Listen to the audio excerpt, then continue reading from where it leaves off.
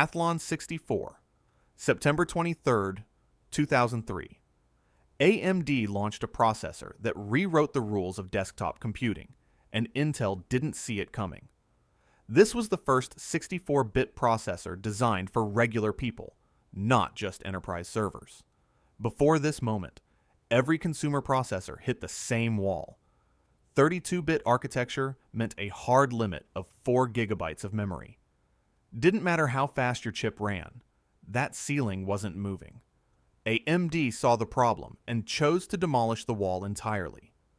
The Athlon 64 introduced AMD 64, a 64-bit instruction set that did something radical. It ran your old 32-bit software without modification. You could upgrade without abandoning everything you owned. Intel, meanwhile, had bet billions on Atanium, a completely incompatible 64-bit architecture that required software rewrites and cost thousands of dollars. While Intel charged enterprise prices, AMD delivered similar capability for around $400. The market noticed immediately. Tech reviewers called it revolutionary. Consumers bought it. Enterprise buyers followed. Intel's response was visible panic. They rushed out the Pentium 4 Extreme Edition, which reviewers mockingly called the Emergency Edition. More importantly, Intel lost the philosophical battle. By 2004, they quietly adopted AMD's instruction set and rebranded it as their own technology. Every modern x86-64 processor, including every Intel chip, still uses AMD's instruction set. AMD forced the entire industry to follow its lead. For a brief moment, AMD stood at the top of the mountain. Then Intel started climbing back. Phenom 2 X61100T. By 2010, Intel had begun pulling ahead again with its core architecture, but AMD wasn't finished. This processor represented the company's final strong stand before everything collapsed.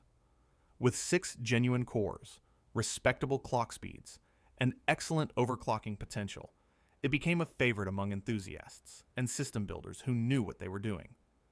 It wasn't revolutionary. It didn't redefine the industry, but it was dependable, affordable, and competitive. Gamers trusted it. Budget-conscious professionals relied on it. It kept AMD relevant during a period when the company could easily have been forgotten entirely. More importantly, it was the last AMD processor that could consistently compete with Intel's best chips on equal footing. Behind the scenes, however, AMD was already preparing something radical. A complete architectural redesign meant to change everything. One that would soon become the company's greatest mistake and nearly kill it. FX8150. When Bulldozer arrived in 2011, it came wrapped in confidence and aggressive marketing. This chip promised 8 cores, advanced manufacturing processes, and pricing that undercut Intel significantly. On paper, it looked unstoppable. Benchmarks suggested dominance. AMD's marketing department was ready to declare victory. In reality, it was catastrophically flawed. Instead of 8 independent cores, Bulldozer used what AMD called modules. Each pair of cores shared critical resources like floating point units and instruction decoders. AMD argued this design was more efficient and would excel in heavily multi-threaded workloads. Real-world software proved otherwise. Single-threaded performance, which most applications still relied on, collapsed. Games ran slower. Productivity applications suffered. Even worse, the FX8150 frequently lost performance comparisons to AMD's own older Phenom, 2 processors. Reviews were brutal and unforgiving. Sales collapsed almost immediately. Investors panicked as AMD's stock price plummeted. By 2012, AMD had lost more than $1 billion. By 2014, industry analysts and internal executives quietly questioned whether the company would survive the decade. A class action lawsuit followed, accusing AMD of misleading customers about core counts and processor capabilities. The settlement amounted to little more than symbolic compensation, but the reputational damage was severe and lasting. Bulldozer wasn't the result of laziness or incompetence. It was ambition executed poorly, a radical bet that failed spectacularly. And it nearly ended AMD as a competitive force in the processor market. Radeon RX580. While AMD's CPU division burned, its GPU team quietly rebuilt credibility. Launched in April 2017, this was designed as a mid-range gaming card, affordable, capable, and targeted at 1080p gaming. At $229, it offered strong performance, generous memory, and excellent bandwidth. It competed directly with NVIDIA's GTX 1060 and often matched or exceeded it in gaming benchmarks. For the first 2 months, everything seemed normal. Gamers bought cards, retailers stocked shelves, reviews were positive. Then, cryptocurrency miners discovered it, and everything changed overnight. Ethereum's mining algorithm, Ethash, heavily favored memory bandwidth over raw compute power. The RX580 excelled at exactly this workload. Miners began purchasing cards in bulk, sometimes hundreds at a time. Retail shelves emptied within days. Prices doubled, then tripled. Gamers who wanted cards for actual gaming were completely locked out of the market. AMD publicly asked miners to stop buying gaming cards. Miners ignored the request entirely. Accidentally, and without planning for it, the RX580 became the most popular mining GPU in the world. The resulting sales surge helped AMD post its first meaningful profit in years. More importantly, it proved that AMD's graphics architecture, Polaris, was competitive, efficient, and scalable. The company could still build silicon that people desperately wanted. Now, AMD needed to prove the same thing for CPUs, and the stakes couldn't have been higher. Ryzen 7 1800X. This was AMD's resurrection. When it launched in March 2017, it delivered everything the company had promised, and more. 8 cores, 16 threads, and massive gains in instructions per clock made it genuinely competitive with Intel's best consumer. Offerings. At $499, it undercut Intel's equivalent processor, priced at $1,049, by more than half. This wasn't incremental improvement. This was a complete reset of the competitive landscape. Built on the entirely new Zen architecture designed under legendary engineer Jim Keller's leadership, Ryzen abandoned every major assumption Bulldozer had made. It prioritized efficiency, reduced latency, and focused on scalability. Keller left AMD before launch, trusting his team to finish the work. They delivered beyond expectations. Enthusiasts switched from Intel. Content creators upgraded their workstations. Intel's decade-long dominance in the enthusiast market cracked visibly.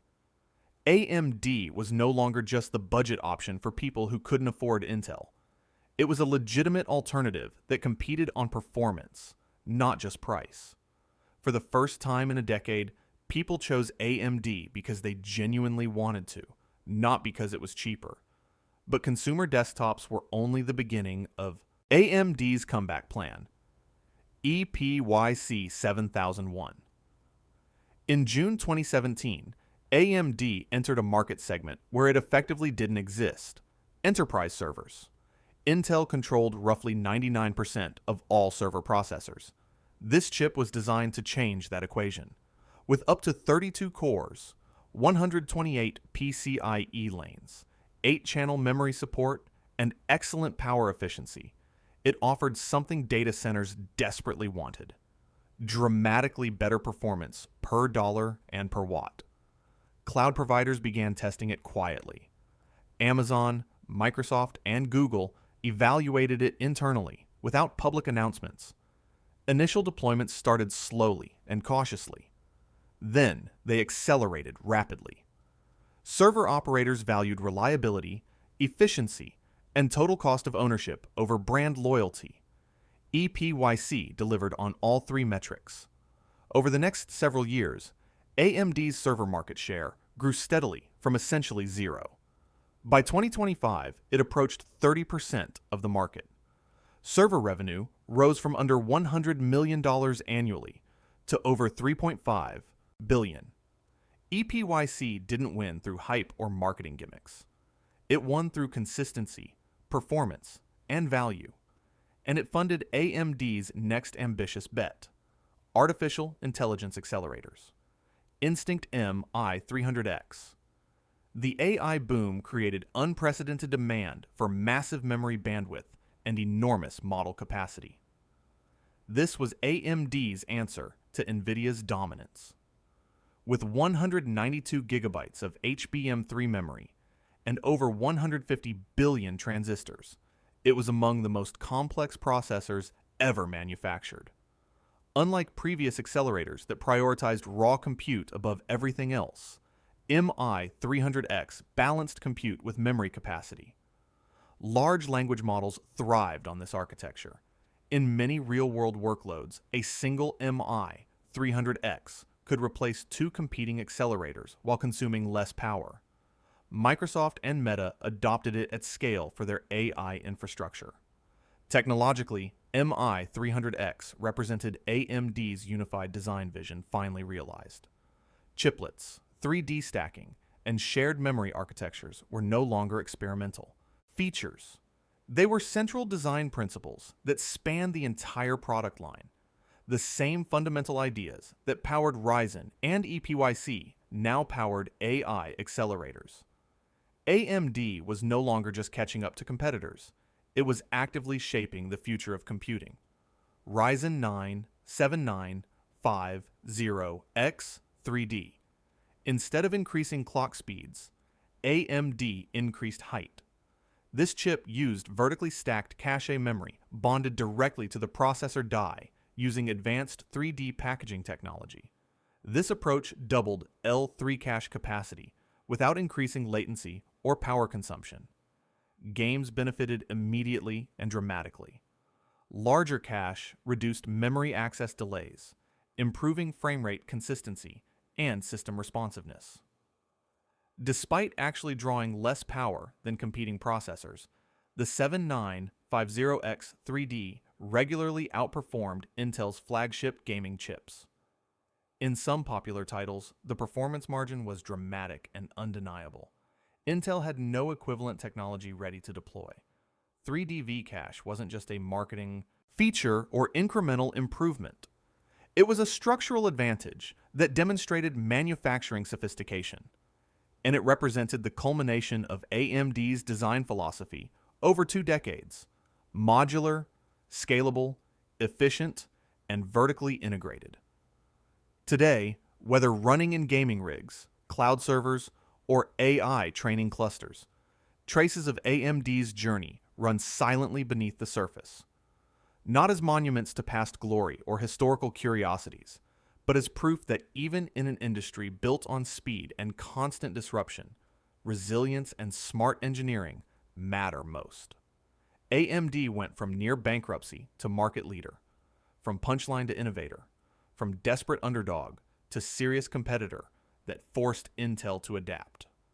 The company that almost died in 2014 is now worth over $200 billion and shapes the future of computing across consumer, enterprise, and AI markets. And if you think that's the end of the story, you're not paying attention, because the next generation of processors is already being designed, and the competition isn't slowing down.